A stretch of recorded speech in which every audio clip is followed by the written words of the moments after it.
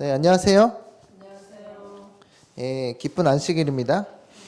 네, 이 시간 우리 하나님의 말씀을 공부할 때 하나님의 성령이 우리 마음 가운데 거하셔서 우리에게 마음속에 주님의 진리를 밝히 새겨 주시기를 기원합니다. 우리가 예수님의 재림을 잘 준비할 수 있도록 하나님의 은혜가 함께 거하시기를 빕니다. 오늘 지난주에 우리 기도원 얘기 했었죠? 예, 기도원 얘기가 길어요. 그래서 한 번에 다 안 끝났는데 이 지난번에 이 제목을 이 기도원이 지금 이 우상 바알 신의 우상 아세라 목상을 이제 도끼로 찍어내는 장면이었잖아요. 맞나요? 네. 그래서 이 제목을 바벨론의 우상을 찍어 베어버리는 기도원이라고 지었습니다. 제가 이건 물론 바알 신의 우상입니다. 제가 그것을 헷갈린 게 아니고요. 그런데 이게 성경 구약의 역사는 다 상징적으로 반복돼요. 그걸 말씀드리려고 하는 거예요. 상징적으로 반복되기 때문에 기도원의 신앙 개혁 운동이죠. 기도원이 신앙 개혁을 시작한 거죠. 그래서 그것은 곧 우리도 신앙 개혁을 해야 된다는 것이고 늦은 비 성령의 때에 우리가 그 일을 하게 돼 있습니다. 지금 늦은 비 성령의 시기죠. 그래서 늦은 비 성령 오늘 아침 새벽에 6시에 다 공부했는데 늦은 비 성령 받기 싫으신 분 있어요? 받기 싫으신 분. 네. 그래서 다 받고 싶죠. 그래서 바벨론의 우상을 찍어 베어버리는 기드온이 하나님의 권능을 가지고 이제 이 신앙 개혁 운동을 시작합니다. 그래서 갈 길이 멀기 때문에 빨리 가도록 하겠습니다. 이건 복습 과정입니다. 왜냐하면 슬라이드는 86개인데 지난번에 한 40 몇 개 했거든요. 그래서 빨리 나가도록 하겠습니다. 기드온이란 이름의 뜻이 나무를 베는 자 기억나세요? 예, 영어로 휴어인데 나무를 베는 자라는 뜻이에요. 그래서 이 기드온이 몰래 여기 보세요. 사사기 6장 11절 여호와의 천사가 아비에셀 사람 요아스에게 속한 오브라에 이르러 무슨 나무? 상수리 나무에 앉아 있어요. 그러니까 여호와의 천사가 누굴 만나러 왔어요 지금? 기드온. 예, 대답을 잘 해주셔야 됩니다. 그래서 기드온을 하는데 6장 12절에 보니까 여호와의 천사가 기드온에게 나타나 이르되 무슨 용사요? 큰 용사요. 여호와께서 너와 함께 계시도다 하매. 지금 주의 천사가 찾아왔기 때문에 그 말이 나오는 거예요. 그죠? 그 기드온은 지금 뭘 하고 있었죠? 예, 밀을 포도즙 틀에서 타작하고 있었어요. 그러니까 하나님께서 야, 저 기드온을 뭐 해라? 찾아가라. 그래서 찾아오신 거예요. 기드온이. 자, 기드온을 뭘로 만드시려고? 큰 용사로 만드시려고. 그러니까 여러분들도 누가 찾아와야 돼요? 주의 천사가 찾아와야 되는 거예요. 근데 그것이 요한계시록 18장 1절에 늦은 비 천사입니다. 그렇죠? 그렇죠? 하는데 이제 이상하게 여기실 수 있어요. 근데 제가 이거 성경 연구를 따라서 그렇게 깨달은 거예요. 그래서 큰 천사가 요한계시록 18장의 천사가 내려와서 무너졌도다 큰 성 바벨론이요. 그러죠. 늦은 비 천사가 내려와서 그럼 여러분들도 무너졌도다 큰 성 바벨로니아라고 외치게 돼 있는 거죠. 그 늦은 비 성경을 받으면. 그렇죠? 그래서 지난번에 얘기했던 거 다 빨리 넘어가야 됩니다. 오늘 할 게 많기 때문에. 그래서 다니엘서 4장에 보면 하늘에서 또 천사가 내려와서 바벨론을 상징하는 나무를 어떻게 해요? 댕강 잘라버리죠. 이거 보셨죠? 지난주에. 그러니까 이 나무는 바벨론을 상징하고 하늘에서 내려온 천사는 지금 나무를 어떻게 해요? 잘라버리는 겁니다. 그래서 기드온도 지금 바알 숭배를 하는 바알 신상을 잘라냈잖아요. 그러니까 이게 기드온이랑 이름이 사역이 맞아 들어가잖아요. 그래서 이 공통점을 아시겠죠? 그러니까 여러분이 기드온처럼 뭘 해야 돼요? 바벨론의 우상을 찍어내는 사명을 맡았다는 걸 알려줘요. 그게 다 세 천사 기별과 관련이 있는 겁니다. 두 번째 보시니까 더 이해가 잘 되시나요? 네. 그래서 나무를 베는 자가 됐습니다. 그래서 근데 나무를 베는 자 이 다니엘서 4장에서는 순찰자로 나와요. 순찰자. 영어로 watcher. watcher가 뭐냐면 보는 사람이란 뜻이에요. 그래서 하늘에서 천사가 내려와서 이 바벨론을 어떻게 해야 되겠다? 관찰해 보니까 다 무너뜨려야 돼. 그래서 지난 시간에 너무 재밌게 얘기했는데 지난번에 시간에 그걸 다시 얘기하고 드리고 싶지만 시간이 없어요. 나무를 자르고 가지를 자르고 다 털어가지고 그 가증한 새들을 다 쫓아내버리는 성전 정결 사건입니다. 이게 성전 정결. 그래서 그 시대에 여러분이 성전 정결을 당하면 좋은 거예요. 그죠? 여러분께서도 주의 천사가 찾아와서 여러분의 마음의 성전을 뭐 하신다? 정결케 하신다는 걸 알아야 됩니다. 우리는 자꾸 바벨론만 쳐다봐요. 바벨론이 무너져야 되기도 하고 우리가 선포해야 될 기별이지만 우리가 뭐 해야 돼요? 우리도 마음에 있는 성전이 정결케 되어야 됩니다. 그래서 기드온이 사명이 나타났고 빨리 넘어가겠습니다. 자, 이스라엘 사람들이 원수를 이길 수 없었습니다. 우리들은 원수가 없나요? 사단이 있죠? 그러니까 이스라엘 사람들이 기드온 당시 때 우상숭배에 빠져서 원수들을 못 이긴 것처럼 우리 시대에도 우리가 하나님의 백성으로서 영적 이스라엘로서 원수 사단에 이기려면 무엇을 찍어내야 돼요? 우상을 찍어내야 돼요. 우상을. 그것도 우리 개인적인 것과 또 짐승의 우상이라는 것도 있죠. 짐승의 우상을 찍어내야 됩니다. 그렇죠? 그래서 짐승의 우상은 뭔지 아시죠? 네. 교회가 국가를 지배하는 시대로 들어가면서 짐승의 우상 시대로 들어가는 겁니다. 그때 여러분이 하나님의 부르심을 받게 돼 있어요. 누구처럼? 기드온처럼. 기드온이 그 바알의 우상을 찍어내는데 몰래 했잖아요. 몰래 밤에. 그러니까 근데 그 명령은 누가 내렸냐면 천사가 내렸습니다. 이따가 볼 거예요. 그래서 이스라엘 사람들이 이제 외치니까 기드온을 이제 부르셔서 사사로 일으키셨습니다.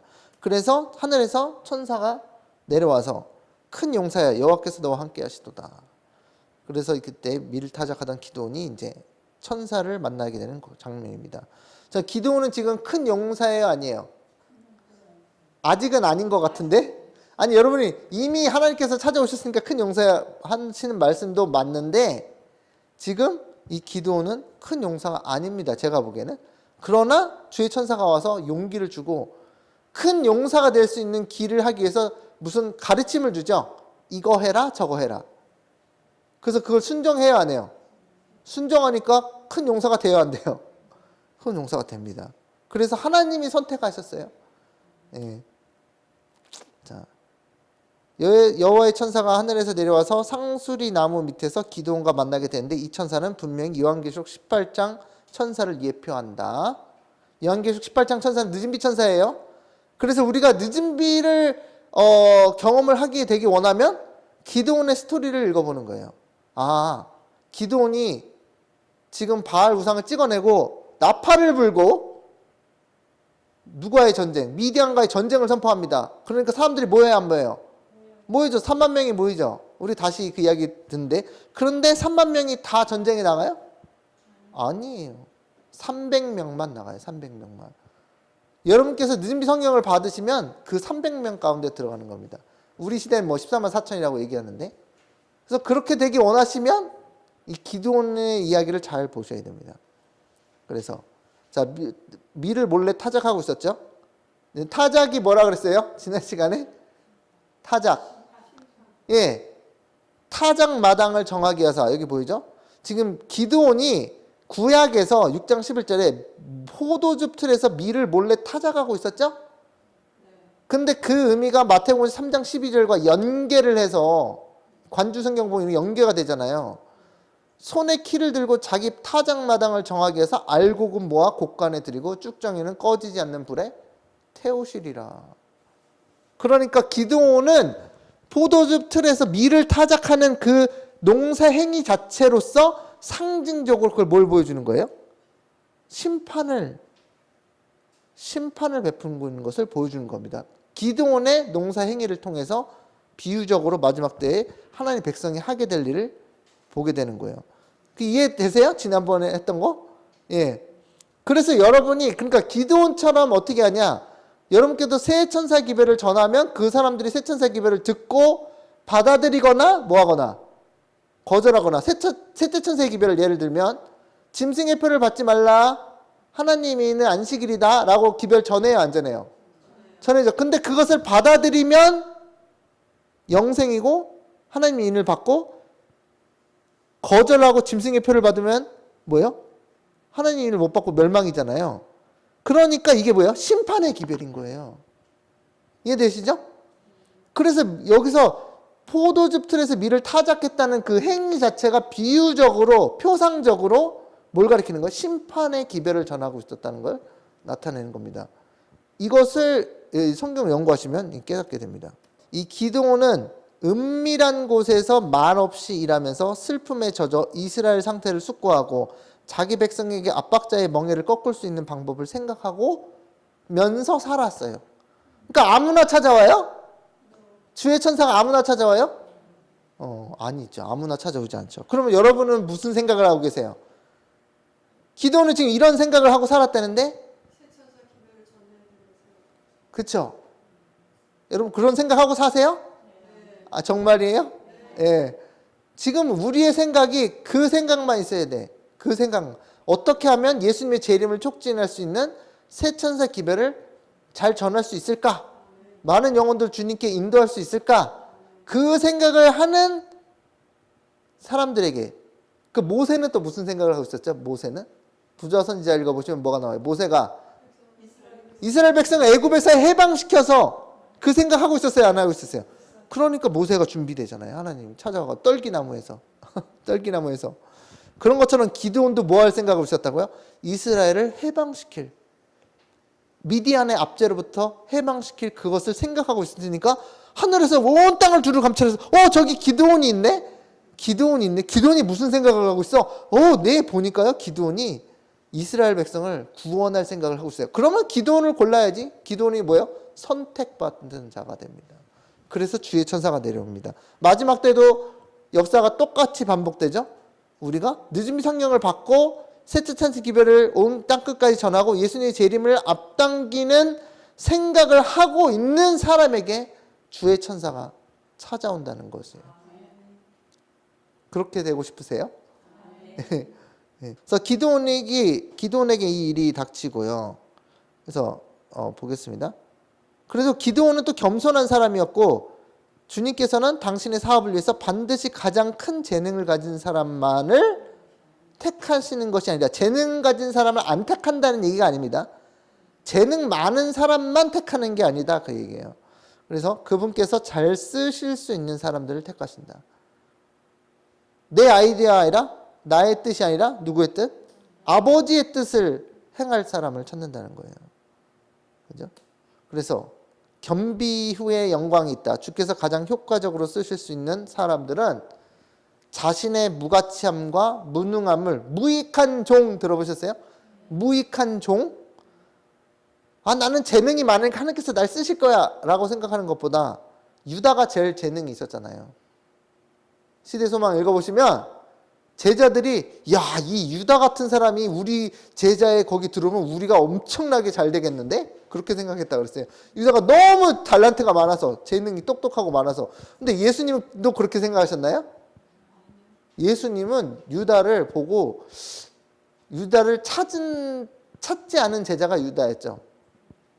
유일하게 예수님께 유다를 부르신 적이 없어요. 유다가 찾아왔어요.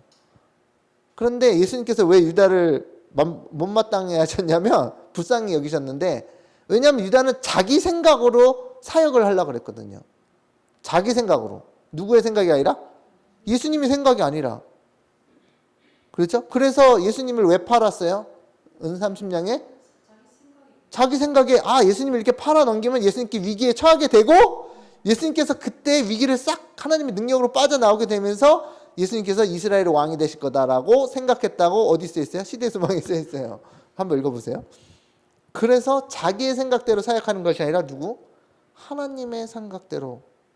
그래서 무가치함과 무능함을 가장 민감하게 느끼니까 나는 무가치하고 나는 무능하니까 누구의 도움이 필요해요? 여호와의 도움이 필요하니까 주의 천사가 찾아오는 겁니다. 자, 오늘 시작하는 장면이 여기입니다.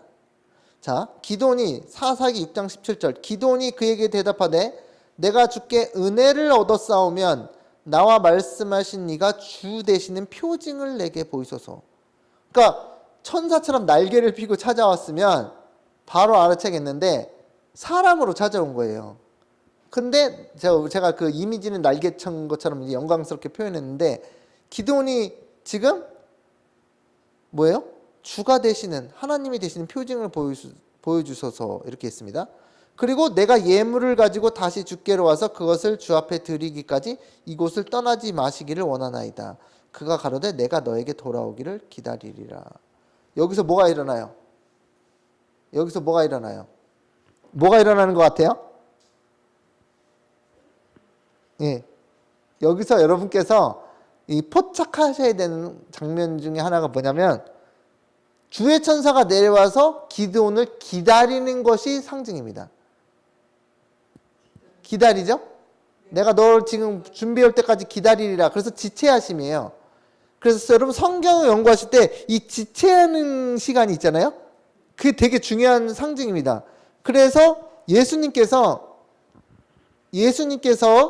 나사로를 살리러 가기 전에 지체하셨죠. 3일 4일을 딴 데 계셨잖아요. 바로 주의 종이 사랑하는 종 나사로가 아픕니다. 죽게 생겼습니다. 빨리 오셔서 고쳐주세요 하니까 예수님이 그래 빨리 가야지 하지 않으시고 일부러 지체를 하셨어요. 일부러 하신 거예요. 그 다음에 가니까 이제 나사로가 이제 언제 예수님 출발하시냐면 이제 가자 나사로에게 가자. 나사로가 이제 잠들었다. 그러니까 제자들이 잠들면 낫겠나이다 그랬는데 예수님께서 밝히 말하되 나사로가 죽었느니라. 그러니까 예수님께서 왜 지체하셨어요? 나사로를 살리는 부활을 보여주시기 위해서. 근데 그게 뭐냐면 누구죠? 마리아인가 마르다가 주께서 일찍 오셨으면 안 죽었겠습니다 하니까는 내가 너에게 말하기를 네가 나를 믿으면 주의 영광을 보리라 하지 않았느냐 그러셨죠? 그래서 근데 그 영광이 뭐였어요? 부활이었잖아요. 그래서 다시 말해서 이 지체하는 시기가 딱 되면 그것은 이유가 있습니다. 성경에서 지체하는 일이 있으면 이유가 있어요. 그래서 여기 보세요. 내가 예물을 가지고 다시 주께로 돌아와서 그것을 주 앞에 드리기까지 이곳을 떠나지 마시기를 원하나이다. 그가 가로되 내가 너 돌아오기를 기다리리라 하면서 지체가 되죠. 그는 가가지고 뭐하러 갔는지 아세요? 뭐하러 갔는지. 자 6장 19절 기드온이 가서 염소 새끼 하나를 준비하고 가루 한 에바로 뭘 만들어요? 무교 전병을 만들고 고기를 소쿠리에 담고 국을 양푼에 담아서 어디 아래? 상수리 나무 아래 그에게로 가져다가 드리매 6장 20절 여호와의 사자가 그에게 이르되 고기와 무교 전병을 가져 이 어디 위에? 반석 위에. 그리스도죠? 반석. 그죠? 두고 그 위에 국을 쏟으라. 기드온이 그대로 하니 자 기다렸죠? 그 다음에 여호와의 영광이 나타나야 돼요? 안 나타나야 돼요? 나타나야 되죠. 여호와의 사자가 손에 잡은 지팡이 끝을 내밀어 고기와 무교 전병의 댐에 지팡이를 가져와 가지고요. 불이 반석에서 나와. 불이 어디서 나와? 반석에서 나와 고기와 무교 전병을 살랐고 여호와의 사자는 떠나서 보이지 아니한지라.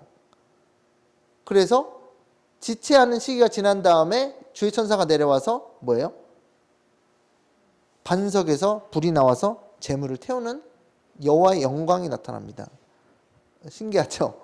예. 그게 끝이 아닙니다. 이게 여호와의 영광을 보았다는 것이 기드온의 그 다음 성경절이 알려주고 있어요.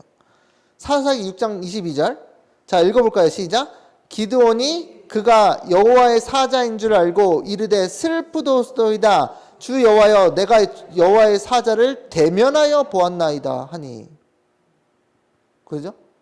기드온이 갑자기 그 불이, 반석에서 불이 나와서 재물을 태우고 천사가 하늘로 승천을 해버리거든요. 그러니까 그걸 보고서는 기드온이 놀라가지고 내가 슬프소도이다. 내가 주 여호와를 대면하여 보았다. 대면하여 보았다는 게 뭐예요? 얼굴을 마주하여 보았다는 뜻이에요. 그 히브리어로 파님입니다. 파님. 여호와께서 그에게 이르시되 너는 안심하라 두려워하지 말라 죽지 아니하리라 하시니라. 이게요, 여러분 여호와를 대면하여 보였다는 성경의 표현은요 되게 고급입니다.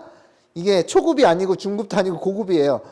이 성경 표현에서 내가 여호와를 대면하여 보였다는 것은 지성소의 경험이에요. 지성소의 경험이에요. 그리고 여러분 성소 첫째칸에서 여호와의 영광을 볼 수 있어요? 못 봐요. 어디로 들어가야 돼요? 지성소로 들어가야지만 셰키나의 영광이 있어서 여호와를 대면하여 보게 돼요. 그래서 지금 제가 말씀드린 것은 아까 하늘에서 내려온 주의 천사는 지성소 시대를 알려주는 거예요. 그게 상징적으로. 요한계시록 18장. 그 다음에 보세요. 이사야 6장 5절에 비슷한 장면 나오죠? 여러분 이사야 6장 아시죠? 우리 같이 공부했잖아요. 그때 내가 말하되, 이사야가 뭐라 그래요? 화로다 나여 망하게 되었도다. 나는 입술이 부정한 사람이요 나는 입술이 부정한 백성 중에 거주하면서 만군의 여호와이신 왕을 배웠음이로다 하였더라. 똑같아요, 안 똑같아요? 똑같죠? 지금 기드온이 주의 천사를 만나서 난 이제 큰일 났다, 슬프소이다, 내가 주님의 얼굴을 대면하여 보았습니다 라고 이제 죽을 것 같이 두려워했거든요. 그런데 이사야에서도 똑같이 이사야가 지성소에 계신 예수님의 영광을 보고 나는 화로다 망하게 되었도다. 나는 이제 죽었다. 왜 죽었어요? 여호와의 만군의 여호와신 왕을 얼굴로 배웠다. 여기 이사야에서는 지성소의 영광을 바라보니까 그렇게 되었다고 했어요. 그러면 기드온이 그랬고 이사야가 그랬으면 또 누가 해야 돼요? 내가 해야 돼. 근데 여러분 다니엘도 했습니다. 지금 시간이 없어서 다 못 가는데 다니엘도 그 얘기를 했고 욥도 그 얘기를 했고 누구요? 사도 바울도 그 얘기를 했습니다. 다 같은 얘기예요. 그래서 우리가 이 마지막 시대에 살 때 여러분께서 지성소에 들어가는 경우는 무엇이냐면 여호와를 대면하여 맞닥뜨리는 여호와의 누구 또 그랬지? 에스더도 들어갔잖아요. 예, 에스더도 들어갔잖아요. 에스더도 왕의 허락 없이는 들어갈 수 없는 곳에 들어가서 왕을 배웠잖아요. 다 같은 얘기라는 거예요.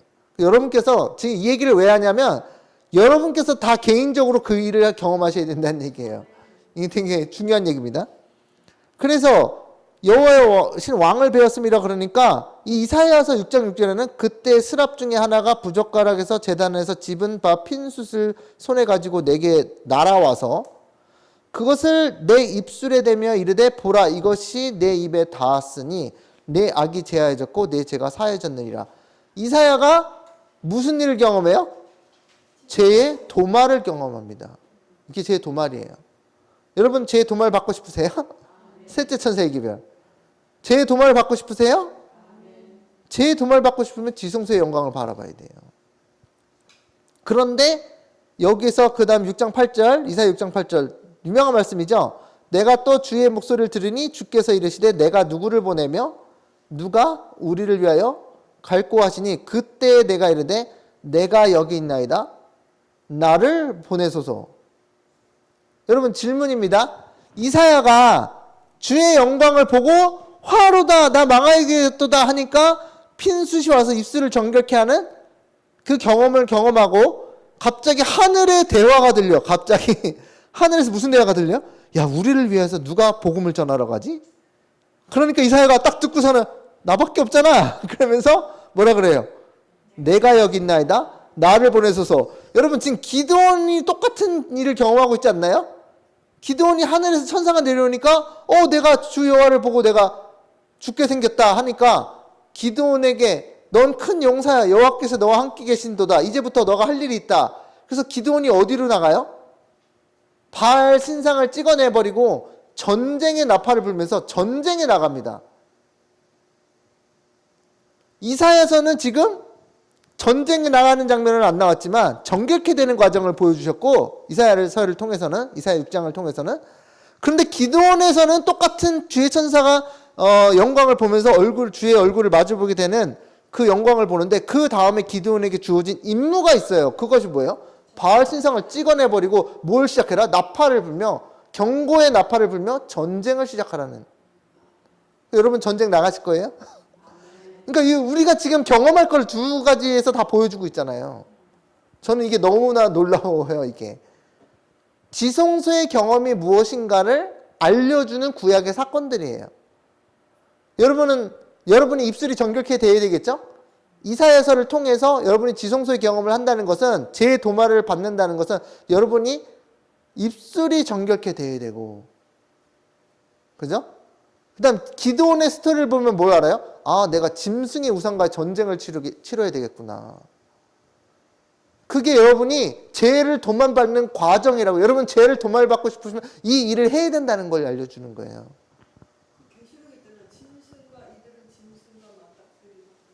승리한 자들, 짐승의 우상과 짐승의 표를 이기고 승리한 자들이에요. 승리한 자들. 근데 기드온이 그걸 보여주는 겁니다. 여러분 여기서 끝이 아니에요 오늘. 출애굽기 33장 11절 보겠습니다. 사람이 자기의 친구와 이야기한 같이 여호와께서는 모세와 어떻게? 대면할, 페이스 투 페이스예요. 말씀하시며 모세는 진으로 돌아오나 눈의 아들 젊은 수종자 여호수아는 회막을 떠나지 아니하니라. 이거는 이제 관련이 조금 없고, 여호와께서 모세와 어떻게 말씀하셨다고요? 대면하여. 지금 여러분 저는 약간 의아했던 것이, 모세나 아론이나 같은 집안이잖아요. 사촌인가 그러잖아요. 형 동생이에요? 제가 착각을 했네. 제가 사촌인 줄 알았어요. 근데 아론은 레위 지파의 제사장 집안이 되는데 모세는 안 되죠. 근데 저희가 의아했거든요. 알고 봤더니 이게 제가 생각하는 거예요. 그래서 오해하지 마시고, 제가 생각하는 건데, 모세는 여호와의 대면하는 멜기세덱의 제사장 계열을 보여주는 거예요. 제가 그냥 생각했더니 그렇게 생각하는 거예요. 그게 정답이란 얘기는 아닙니다. 혹시나. 여러분은 왕 같은 제사장들이죠. 근데 레위 지파에 따르지 않거든요. 그렇죠? 여러분은 멜기세덱의 반차를 따르는 제사장들이 되는 거예요. 근데 멜기세덱의 대제사장은 예수님이고, 멜기세덱의 반차를 따르는 제사장은 율법 자체가 다릅니다. 이 규율이 달라요. 규율이 달라가지고 레위는 계속 제사장이 이게 이어받죠. 근데 예수님은 영원한 대제사장이 되신 거예요. 영원한. 이어받고 뭐 물려주는 게 없어요. 이 제사장 그 직분을 영원히 하신다니까요. 예수님은 항상 살아서 나오죠, 히브리서에. 그런데 이 모세가요, 대제사장만 들어갈 수 있잖아요, 지성소에. 그런데 여호와께서는 모세와 얘기할 때 대면하여 말씀하셨대. 그러니까 다시 말해서 지성소에 들락날락 막 하는 거예요. 모세는. 레위 지파는 1년에 한 번만 들어갈 수 있거든요. 허락받고 대속죄일 날. 그래서 이게 다릅니다. 직분이, 계열이, 차원이 달라요. 근데 왜 하나님께서는 왜 모세와 대면하여 말씀하시며 항상 수시로 들락날락거리게 하셨을까? 뭐예요? 이게 성품이 달라요. 성품이. 모세는 어떻게 했나요? 우상 숭배하는 자들을 위해서, 야, 저 사람들 내가 다 금송아지 숭배하는 자들 다 멸하고 내가 너와 함께 새로운 민족을 세우리라니까 모세가 좋죠. 굿 아이디어 그랬어요? 좋은 아이디어라고 그랬어요? 아니죠. 내 생명책에서 나를 지어주라고. 이스라엘을 나중에 이방인들이 하나님께서 이스라엘 백성들을 광야에 끌고 나와서 다 죽였다는 말을 들으면 어떡합니까? 주님의 명예가 뭐가 되겠습니까? 땅에 떨어지지 않겠습니까? 하면서 계속 중보했죠. 그러니까 예수님께서 그리스도께서 여호와께서는 예수 그 모세와 대면하에 말하는 경지에 오르게 됩니다. 대단하죠? 예, 그래서 이 페이스 투 페이스 얼굴을 대면한다는 게 굉장히 중요한 거예요. 이 성경 연구에서. 고린도서 13장 11절. 왜 대면해야 되는지 보세요. 왜 대면하면서 보는지. 고린도서 13장 11절 오늘 교과 공부에 잠깐 나왔었죠. 내가 어렸을 때에는 말하는 것이 어린아이와 같고 깨닫는 것이 어린아이와 같고 생각하는 것이 어린아이와 같다가 교회에 침례받고 들어오면 응애 애기죠? 그죠? 아무리 나이를 먹었어도 응애 애기잖아요. 장성한 사람이 되어서는 어린아이의 일을 어떻게 했다? 어떻게 했다? 버렸노라. 13장 12절 우리가 지금은 거울로 보는 것 같이 희미하나 그때에는 읽어보세요. 얼굴과 얼굴을 대하여 볼 것이요. 페이스 투 페이스. 지금은 내가 부분적으로 아나 그때는 주께서 나를 아신 것 같이 내가 온전히 알리라. 지성소에 들어가는 자는 어떤 자예요? 장성한 자예요. 장성한 자. 연결이 되시죠? 성경절이. 이게 성경절이 괜히 있는 게 아니에요. 다 짝꿍이 있어요. 짝꿍이. 짝이 있어요. 우리가 지성소로 들어가서 여호와의 얼굴을 대면하여 보는 이 장면, 구약의 장면은 전부 다 장성한 자의 분량이 돼서 여러분 전쟁에 아기가 나갑니까? 아기가 총 들고 나가요? 누구만 나가요? 장성한 자만 나가요. 그러니까 기드온이 무슨 자예요? 장성한 자예요. 그래서 주의 천사를 대면하여 볼 수 있는 거예요. 놀랍지 않아요? 여러분이 장성한 자가 되지 않으면 뭐가 와요? 주의 천사가 찾아오질 않아요. 주의 천사가. 왜? 전쟁에 나가야 되니까. 하나님께서 전쟁에 나가야 되는데 아기를 데리고 나갈 수 없잖아요. 그래서 기드온의 용맹한 기드온과 몇 명? 300명. 다 장사예요, 아니에요? 장사를 해. 장성한 자죠. 하나님과 얼굴을, 주의 천사 얼굴을 대면하여 볼 수 있는 그런 장성한 자가 되어야 된다는 거예요. 그럼 마지막 때 누구요? 14만 4천은 어때요? 장성한 자예요? 장성하지 않은 자예요? 장성한 자. 사도 바울이 이렇게 얘기했죠? 단단한 음식 얘기했는데 단단한 음식? 여러분 아기가 단단한 음식 먹을 수 있어요? 못 먹죠. 이게 신앙 수준을 얘기하는 겁니다. 지금 육아 얘기를 하는 게 아니에요. 신앙 수준이 장성한 자가 되지 않으면 지금 이런 이 고급 이런 깊은 예언적 상징적 이 말씀들을 못 알아듣는다니까. 아예 못 알아들어요. 이게 무슨 뜻인지. 그래서 얼굴을 대면하여 보면 어떻게 돼요? 주께서 나를 아신 것 같이 내가 온전히 주님을 알 것이다. 예.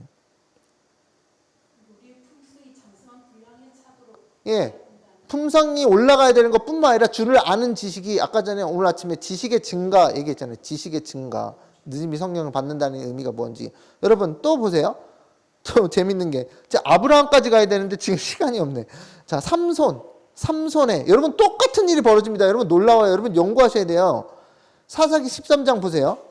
삼손의 부모 아버지가 마노아입니다. 마노아. 자, 사사기 13장 14절 포도나무의 소산을 먹지 말며 포도주와 독주를 마시지 말며 어떠한 부정한 것도 먹지 말고. 우리가 지금 포도주 지금 와인 마시지 말라는 거죠, 이거. 이게 와인 마시지 말라는 거예요?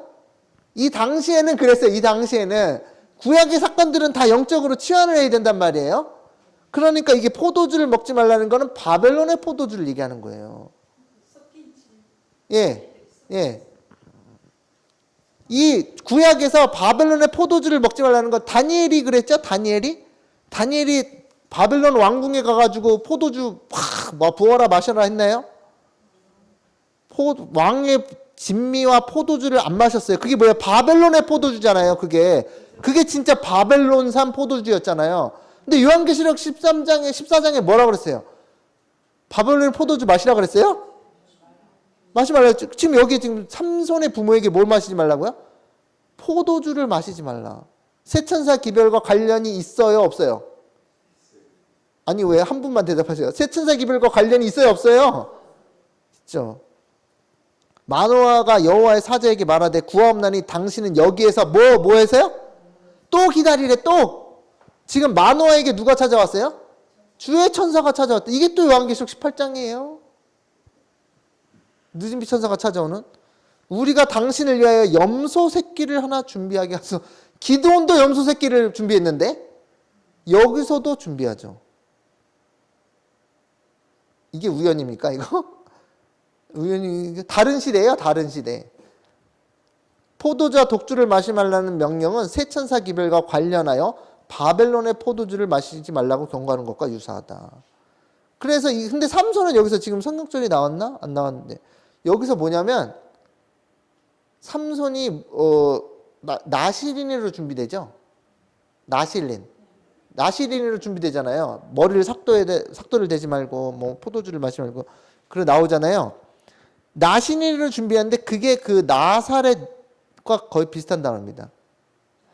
나시린이 영어로 나자린이에요. 나자린. 근데 이게 나시린이라고 그러는데 나사렛 예수 아시죠? 나사렛 예수를 상징하는 거 예표하는 거예요. 그게. 예. 그건 제가 얘기하는 게 아니에요. 제가 얘기하는 게 아니고 모든 성경학자들이 좀 아시는 분들은 그 얘기해요. 이게 그리스도를 예표하는 거예요. 나시린으로. 그러니까 14만 4천은 나시린이에요? 아니에요? 왜요? 포도주를 마시면 안 되니까. 예. 포도주 뭐예요? 포도주. 바벨론의 포도주. 그러니까 다시 말해서 나시린으로 준비되잖아요. 그 포도주가 상징하는 게 뭐죠? 새 천사 기별에 포도주가 상징하는 거짓 교리, 거짓 진리. 그러니까 나시린으로 준비되는 자는 거짓으로 준비되면 안 되는 거, 오류로 준비되면 안 되는 거거든요. 그렇죠. 그러니까 14만 4천은 진리로 준비돼요, 오류로 준비돼요. 진리만으로 준비되니까 포도주를 마시면 안 되는 거예요. 바벨론의 포도주. 그죠? 자, 이에 마노아 삼손의 아버지가 염소 새끼와 소재물을 가져다가 바위 위에서 여호와께 드리며 여기서도 똑같죠? 반석 위에 나왔는데 지금 바위 위에 드림에 이적이 일어난지라. 이적이 일어나요, 안 일어나요? 이적이 영어로 이거 히브리어로 팔라입니다. 팔라. 그게 다니엘서에 나와요. 또 다니엘서에 나옵니다. 마노아와 그의 아내가 본즉 자 13장 20절에 불꽃이 제단에서부터 하늘로 또 올라가 이적이 일어나죠. 여호와의 사자가 제단의 불꽃에 휩싸여 올라간지라 마노아와 그의 아내가 그것을 보고 그들의 얼굴을 땅에 대고 엎드리니라. 또 똑같은 장면. 기드온과 똑같은 장면. 여러분 이게 우연이 아닙니다. 예수님께서 이런 걸요 다 기획하신 거예요. 디자인하신 거예요. 그래서 이 사람들이 지금 무슨 약속을 받는지 아시죠? 아이가 태어날 거니 이름을 뭐라고 하라? 예수님이에요? 침례 요한이에요? 누구 아이를 낳을 때 이름 뭐라고 하라? 삼손이죠. 이번에 여기서 삼손이죠. 삼손. 이게 우연이 아니라니까요. 이게. 그래서 이 마노아가 삼손의 부모인데 아버지인데 지금 천사에게 무슨 일을 듣냐면 지금 이스라엘을 구원할 힘센 용사가 태어날 것을 얘기하고 있는 거예요.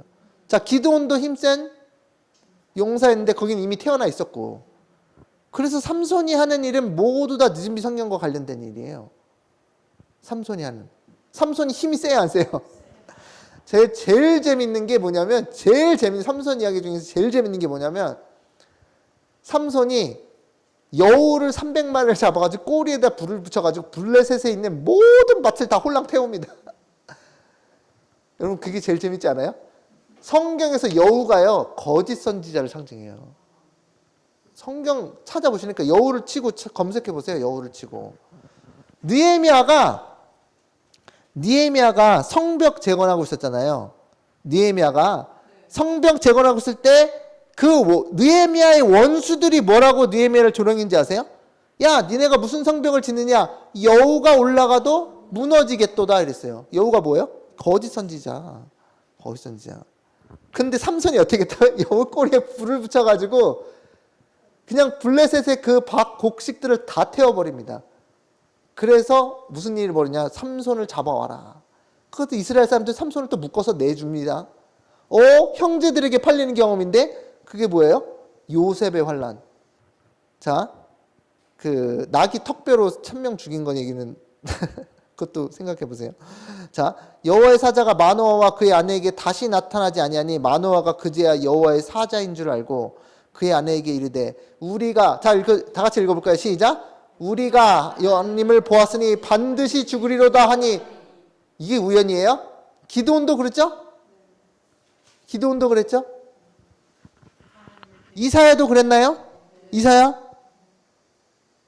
이게요 다 하나님께서 계획하신 겁니다. 이 말씀들은 하나님을 보았을 때 죽을 것이라고 말하는 것은 전부 지성소와 관련된 구절이에요.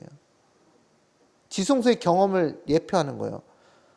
에스더가 왕의 허락을 받지 않고 왕의 계신 아련실로 들어가면 죽어야 안 죽어요?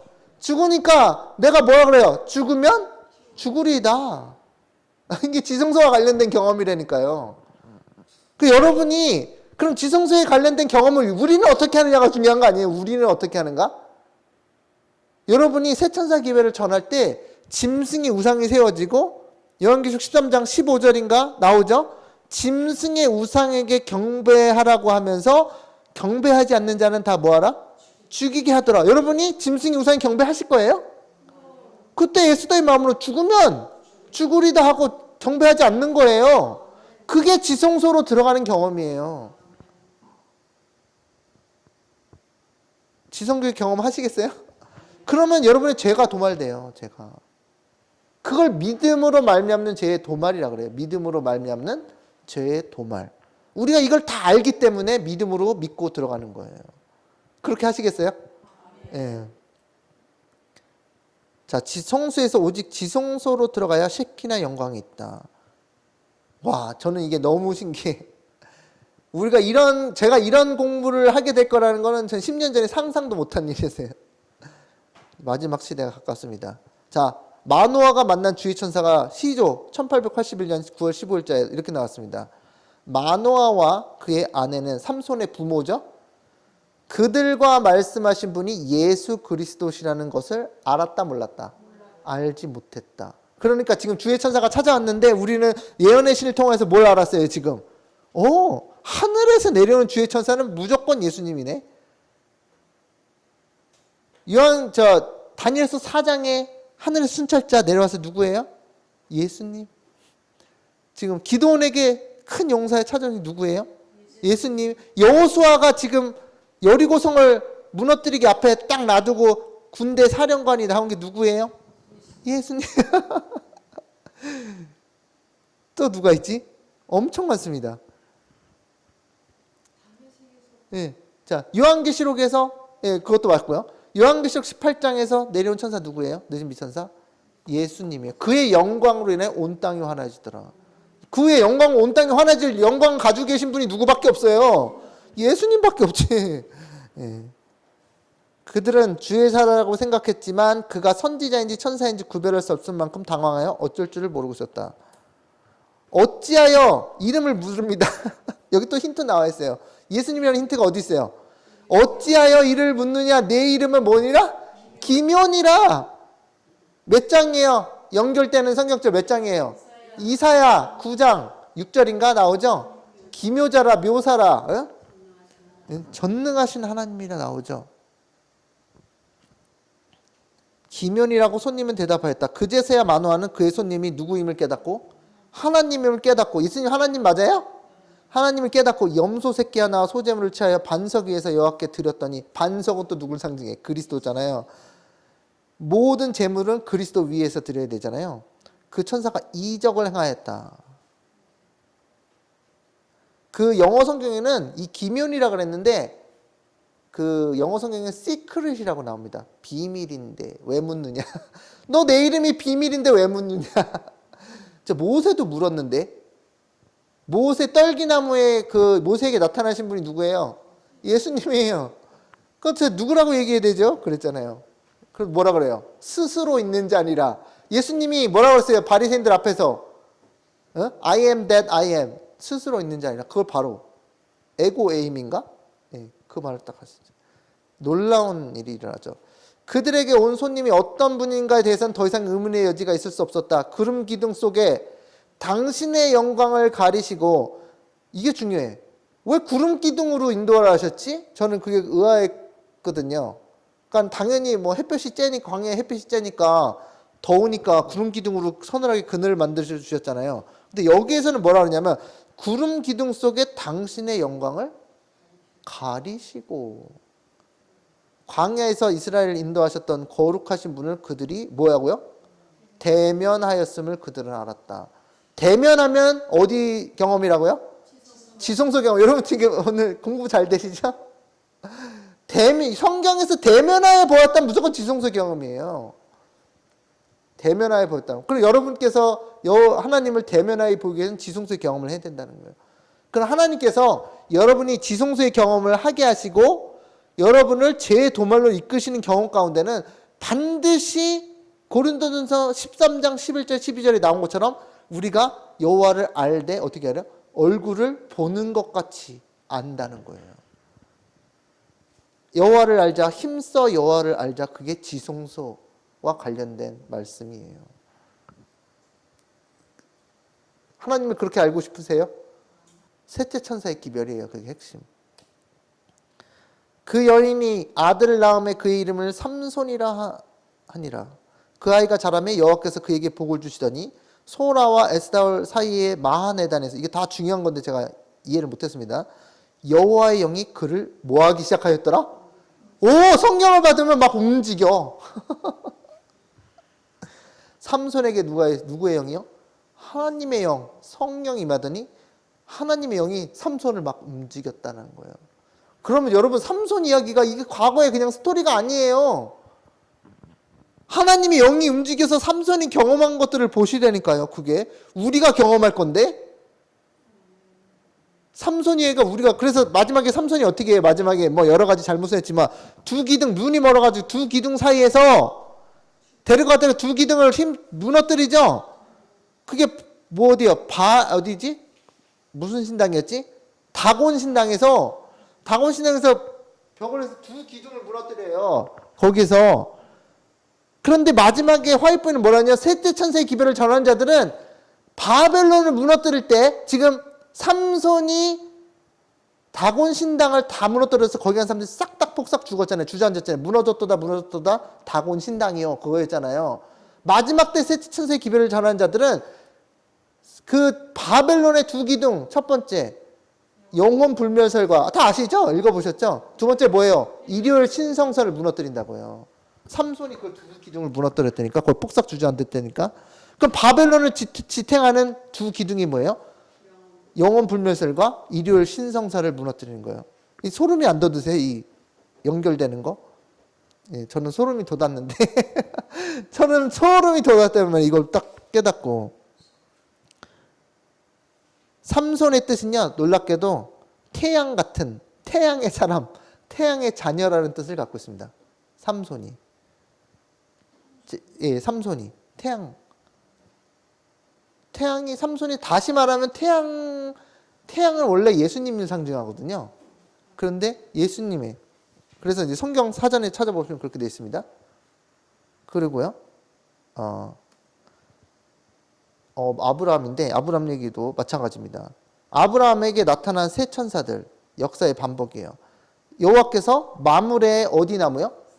상수리 나무들이 있는 곳에서 아브라함에게 나타나시리라. 아까 전에 기드온이 어디 앉아 있었더라? 상수리 나무. 우연이죠?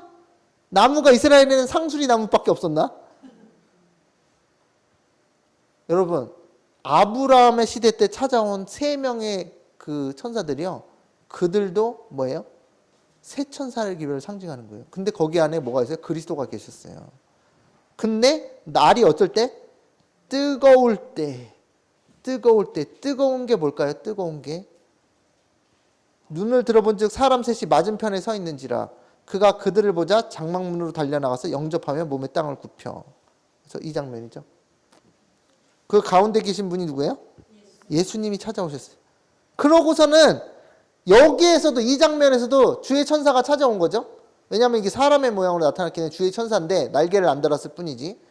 그런데 아브라함도 똑같이 뭐죠? 여기 뭐야? 내가 떡을 조금 가져오리니 당신의 마음을 상쾌하게 한 후 지나가소서 하면서 아브라함이 급히 장막으로 가서 사라에게 이르되 속히 고운 가루 세 스아가에 한 에바랍니다. 아까 전에 기드온도 한 에바를 가져왔잖아요. 반죽하여 떡을 만들고 무교병을 만들고 그 다음에 그 송아지를 삶는 일이 나옵니다. 송아지를 요리를 내옵니다. 그러니까 이 자꾸 그 하늘에 그 천사가 찾아와서 만나고 대접하고 그 다음에 받는 게 뭐예요?